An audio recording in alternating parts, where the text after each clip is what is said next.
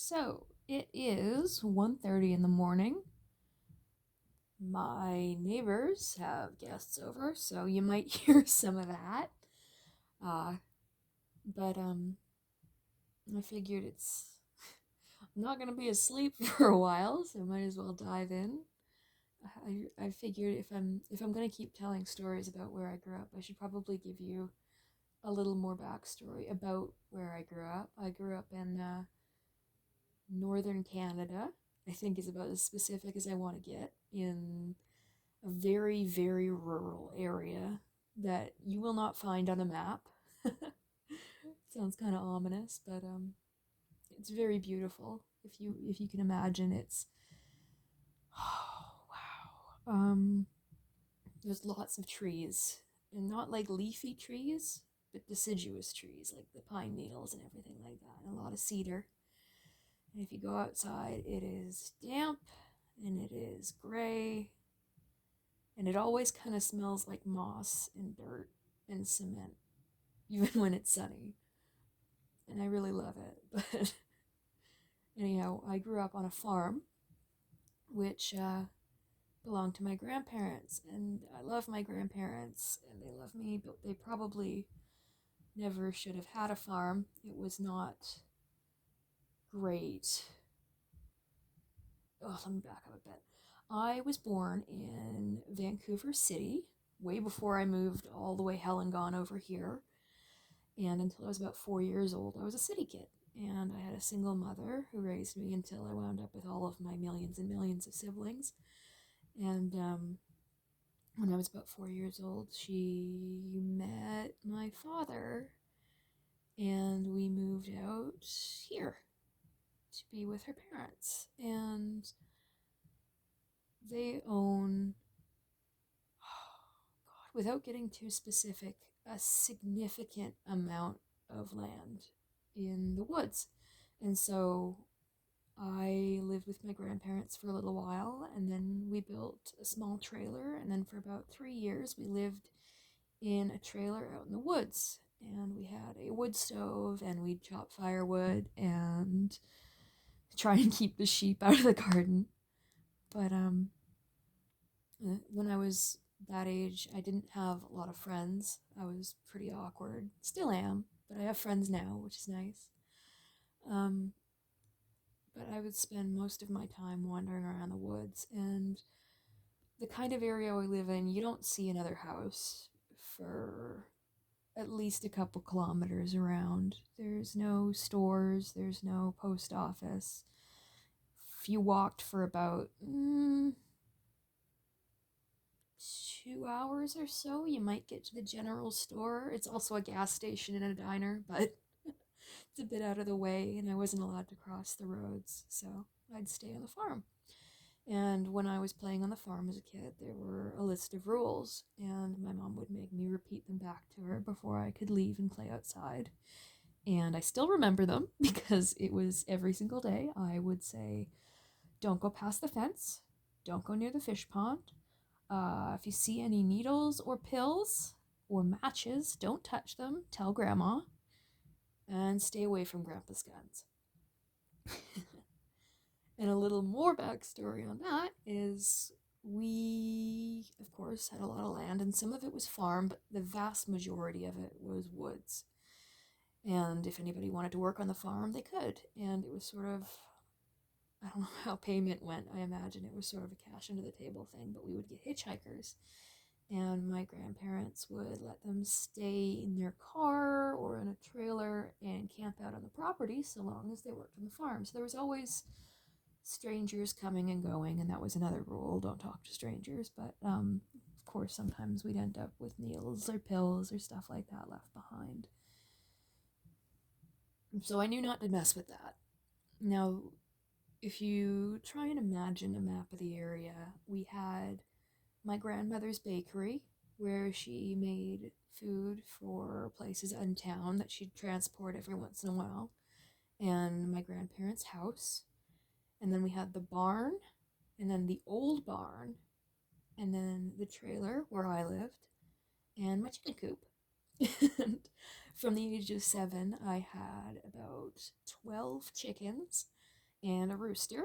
And once in the morning before school and once in the evening after school, I'd go out to feed the rooster and the chickens and collect the eggs. And any money I made was sort of like my allowance. But the thing was, I would make about $10 a month on eggs because chickens, on average, at least the types we had, would lay one egg a day on average.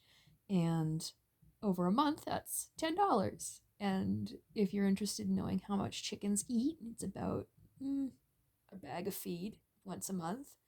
And if you want to know how much a bag of feed costs, it's about $10. So I never really made any money.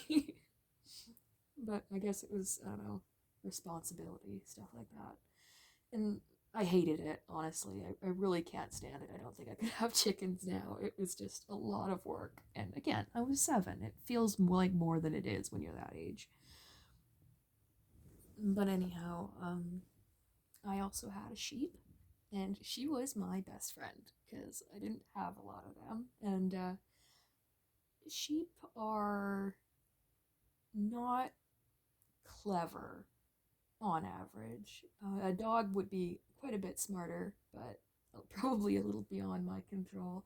So a sheep was probably perfect. And I would go out and I had a little dog leash and I would take my sheep on a walk. You know, Mary had a little lamb? Just like that. I could take her off leash and she'd follow me everywhere. She was absolutely a sweetheart. I loved her. But anyhow, I'd go for walks and I'd walk with my sheep, and it was sort of a zero supervision thing. I mean, I know not to go past the fences, and I'm old enough to take care of myself, so I would just leave in the morning and then just stay outside for hours. And if I got hungry, I would just pull up raw onions or go down to the apple orchard. We had some watermelons that kind of grew beyond the bounds of the gate for a while, so I'd smash them open with a rock. We have a bunch of different kinds of wild berries that I knew which ones were safe and which ones weren't, so I'd eat those probably all afternoon. And I can't. Is it funny to say? I don't remember if I've mentioned it, but I have some memory issues here and there. There's just some spots where things don't connect properly. So if I go around in circles or leave details out, please bear with me. It's something I'm working on. But yeah, it was nice. In the bakery, where my grandma cooked when she wasn't in there, I would wander around, or when she was in there, I'd wander around, and there was always cats in the bakery, which probably is a health and safety violation, but whatever. It was what it was.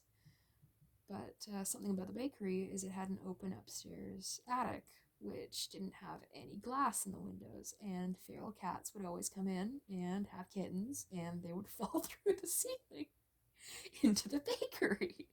And so every few months I'd go over and Grandma would have more cats.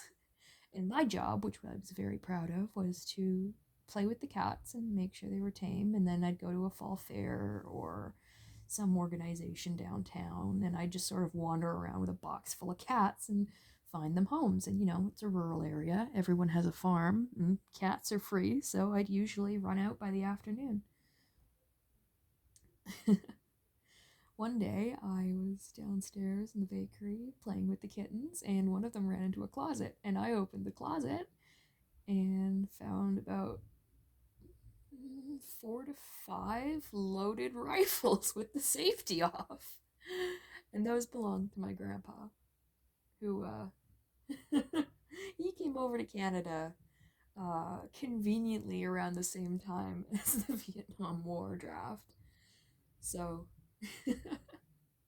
he's amazing. He's a cool guy. But yeah, back to the farm. It was, oh, if you can imagine sort of a bowl made of trees and grass and dirt, and the edge of the bowl is the mountains. And right in the middle was us. So it sort of feels like being in a shoebox. with no ceiling that goes up and up and up and up and up and up forever. And you could walk into the woods and it would feel like you were the only person on earth. And it was really nice. I'd go out and I'd wander around on the logs and look for bugs and collect sticks and bones and that sort of thing. And I'm not even really sure what I did with all my time, but for years I just sort of wander around, build things. It was a lot. But oh, there was my grandparents' house, there was the bakery, there was the trailer, and what else? The barn, the old barn, and the bone house. And I don't know what the bone house was or what it used to be. The whole area was settled maybe only 100 years ago. If you go out into the woods, you can still see these huge ancient tree stumps with holes carved in them where the first settlers came and cut the trees down, and the stumps just never rotted or fell apart or went anywhere. So that's kind of an idea of how old, well, how new the place is. So I imagine the house might have been from when the town was first settled. Now that I'm thinking about it, to be honest, I've never put a lot of thought into it. But sometimes I would go to the bone house, and I called it that because nobody lived there. There was old furniture and broken glass and papers and tools and stuff stacked all the way up to the ceiling, so you could barely move around in there. But because it was abandoned, um, again, cats would move in, and the place was always absolutely teeming with feral cats. And I love cats. I've always loved cats, so little me, I'd go wander off and try and pet the cats and play around in the empty houses. And of course, cats would catch birds or find pieces of animals that had already passed away, and they'd drag them up to the bone house and eat them, and all the bones would fall into the cracks in the floor. So if you wandered around and found a loose floorboard, you could lift it up and find rodent skulls and rib cages and feet and all kinds of cool stuff. And I always thought that was really neat. But I used to collect them and clean them and put them on display because my grandma taught me how to do that. And I don't know, it sounds kind of weird coming out. But anyhow, that's just some of the stuff I do to occupy my time. And one day I thought, oh, well, I haven't been down to the bone house in a while. I'm going to go check it out and see if I can find anything. And I got there and it was gone. And I don't know why or how, because there was no machinery, no construction people, no teams of anything on the farm at the day or that week or that month as far as I knew. But the house was gone. And I don't just mean like demolished, I mean like lifted up off of the foundation, gone. There was nothing left but a big rectangle made of cinder blocks. Even the bones that had fallen through the floorboards onto the dirt were gone. The whole place was clean, and the old rose bush that used to crawl up over the door was the only thing that was left. So that was kind of confusing, and I kind of miss it. There was an old bucket of tar on the front ramp leading up to the doorway that I tipped over once and was just playing in. So there was just a big puddle of tar for the longest time, and it was gone too. So whatever happened to it, it was a clean job. But anyhow, you go to the farm by walking up this very, very, very, very, very long gravel driveway. And when you get to the top, there is the new barn, my grandparents' house, and the trailer. The trailer is a little farther into the woods. It is never sunny there. It is always damp, and it is always a little bit cold and a little bit clammy. And when I was a kid, I slept in the boiler room because there wasn't a lot of rooms. And mine was the warmest because it had the boiler in it, which is the hot water tank. And so in the winter, that's where all the spiders went. And I never used to be scared of spiders, but I had a bunk bed made out of plywood and couch cushions. And if I sat up too fast, I'd bang my forehead on the ceiling. So that'll give you an idea of how small the room was. But because it was the warmest room and the spiders went there in the winter, I was always scared of spiders on the ceiling, which I'm not as scared of them now, but back then it would really freak me out. Like, it was a valid concern. And so I would always sleep with my blanket over my face on my back. And I remember one night thinking, you know what, nothing's ever happened. This is ridiculous. I've got nothing to be afraid of. So I pulled the blanket down, and there was a spider right above my face. And I remember blinking and then seeing it move, and then I must have screamed or flinched because it fell right onto my face. Sorry, I should have warned you for spiders. But that scared the absolute shit out of me, and ever since then I have slept face down.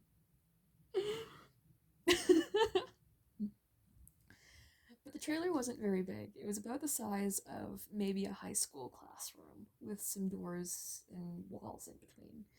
And there was my parents' room, and then there was my room, and then there was the kitchen and the bathroom.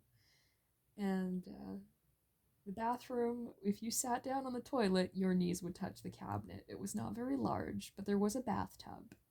And the bathtub was this most absolutely the least pleasant shade of like peachy orange you can imagine. It had like these really gross, like cream colored flower shapes that were kind of like sandpaper so you wouldn't slip in there, and they were like permanently stuck to the floor, but like if you didn't clean it often enough it got slimy, and there was no actual plumbing drain in it. There was just a hole, and if you pulled the plug, all of the water from the bathtub would pour into the backyard. And I remember one time I was taking a bath, God, I must have been like 6, and seeing some weird shape, and I thought it was like a piece of soap or something, and I went to grab it, and it was mushrooms growing out of the bathtub. And no one else seemed very concerned about that, but I remember thinking it was weird.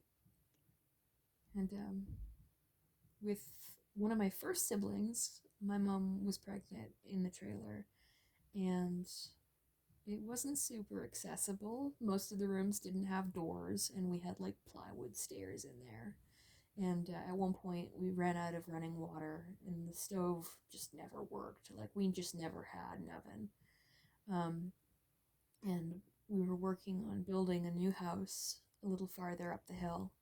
And I remember one morning she was trying to wash dishes, and she just got fed up, and she put everything down, and she just kind of went, fuck it, I'm done with this, I'm moving out. And she walked up the hill into our half-finished new house and just stayed there. And my father followed, and so did I, and we just never went back. And we didn't pack up our things, we didn't move any furniture, we just sort of got up and left. And for the next 15 years the trailer just stood exactly as it was, and we never really went back to it. And that was one place I'd like to hang out back then. I would go into the trailer, and I'd sit at my dad's desk where I wasn't allowed to goof around when we lived there, and I'd go into my old room with all my old toys, and I'd play with them. And as it started falling apart, my parents' bedroom, the ceiling started to collapse and get covered in mold. And wild animals started getting in, like raccoons and feral cats, always with the cats. I swear to God, please fix your cats. Don't have outdoor cats if you can avoid it, and if you do, please spay and neuter them. There was always cats. But it was kind of cool. It was like having my own secret fort, right? And if I got into a fight or something, it was always a nice place to bunker down, even if it was cold and the stove wasn't functional and the chimney had all closed up. It was nice. So I kind of just have my own place, you know? And another thing you need to know about the farm is, you know how I mentioned it wasn't really a good farm, and it probably shouldn't have been a farm? we would lose animals a lot in a lot of dumb, stupid, preventable ways where they get caught on scrap metal that was just laying out in a field or get tangled in barbed wire. And when something died, either from that or from old age, or if they just got sick, or if we had something butchered and had pieces we couldn't use, they would get buried in what we called the dead piles. When I was a kid, I never really questioned it. We just sort of had them, and I figured, yeah, this is a normal thing. Everyone has these. And what the dead piles were big stacks that looked like sticks and twigs, and a lot of it was sticks and twigs and tree branches and that sort of thing that fell down during storms that had to be taken somewhere. And you'd find them just sort of peppered around the place. If you went for a walk in any particular direction and you walked long enough, you would come across a dead pile. And like I said, it just looked like a pile of sticks, like maybe like a really badly done beaver dam. But if you picked one and took a shovel and overturned maybe the first couple inches of dirt, you would find bones. And my brother and I, sometimes, if we had nothing better to do, we'd go out there and we'd go through the dead piles and we'd dig out all of these bleached white bones with like a bit of mildew and dirt stains, but otherwise clean. And we'd lay them out on the ground, like in forensics shows, like Bones and stuff like that, where they find human skeletons and they have to lay everything out in proper order with all the vertebra and stuff like that connected where they should be. We would do that with all these mixed up animal bones and just lay them out on the ground and invent monsters with like 3 heads and 6 arms and tails made out of sheep and turkey necks. And it sounds the way it sounds, I know, but it, I don't know. It was fun, right? And we didn't have a lot else going on. And Halloween was when all that really came out. Halloween is my mom's favorite. It still is her favorite holiday. And she'd love having guests over when she could because no one ever came out there. So it was a nice excuse to have visitors. And she sent us out to collect bones, and then we'd bring them all home and scatter them in the yard and put fake blood on the windows and everything. And she'd dress up in a big black robe and make hot chocolate. And it was nice.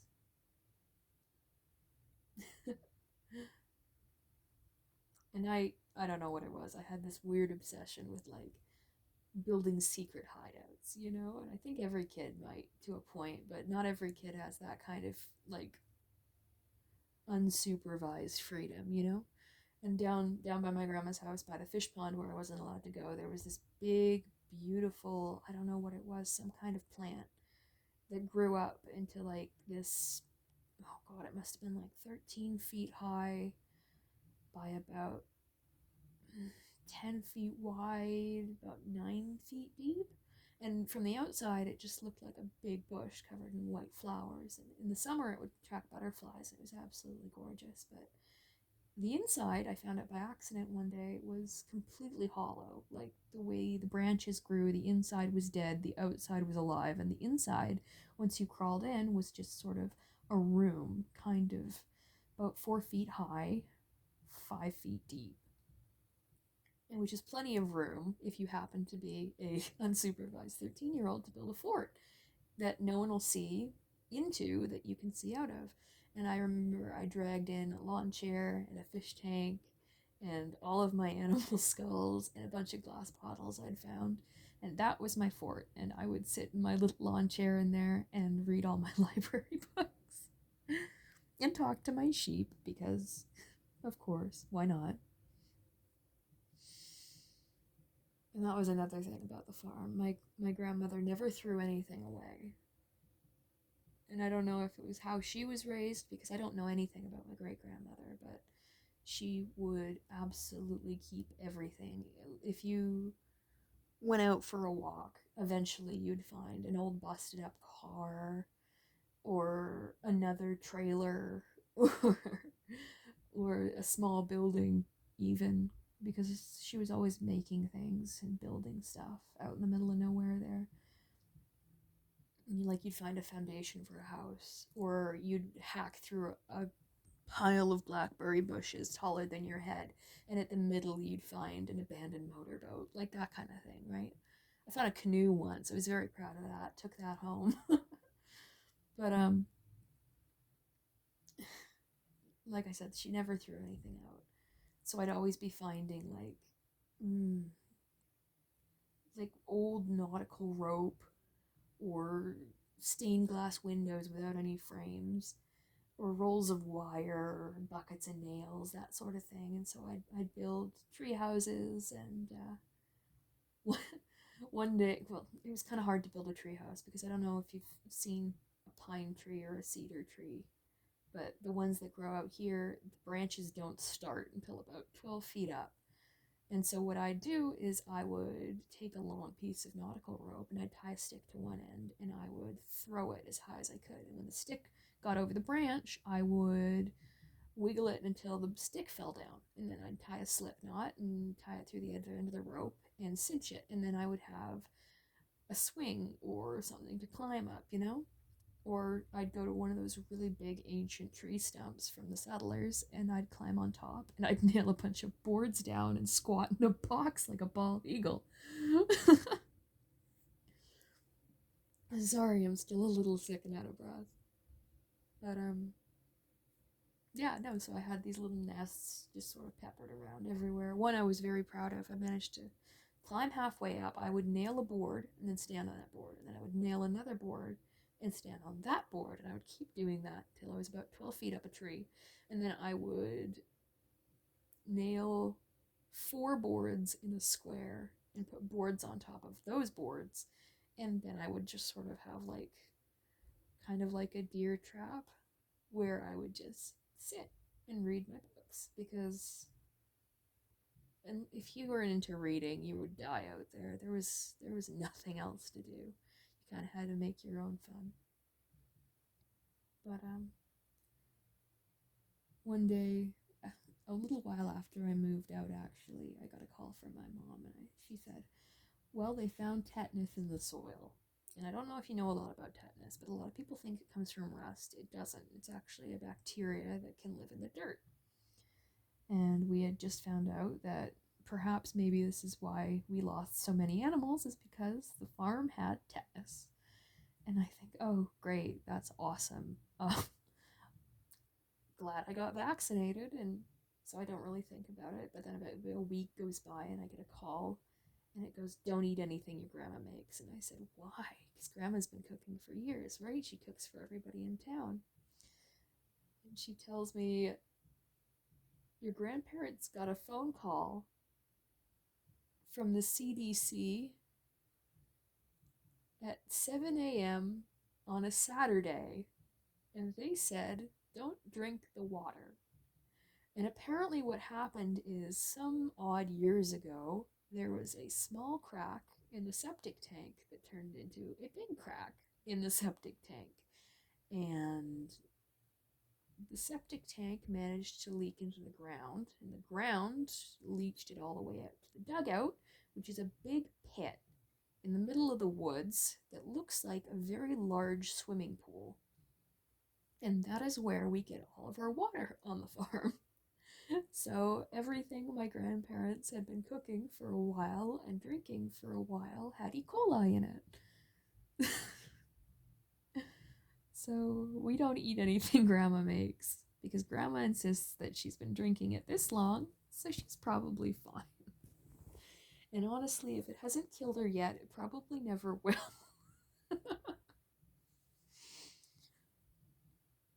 It's not appropriate to laugh. My mom told me once, you can either laugh or cry, and it's more fun to laugh. And I agree with that. Sometimes there's nothing else you can do. But yeah, no, that was the farm, and it was a lot of freedom and way too much danger for an unsupervised kid. And I don't know, I could go on and on for hours, but it's a big part of my life. and going forwards with whatever other stuff I have to talk about, that's gonna be where I am. So thanks for listening.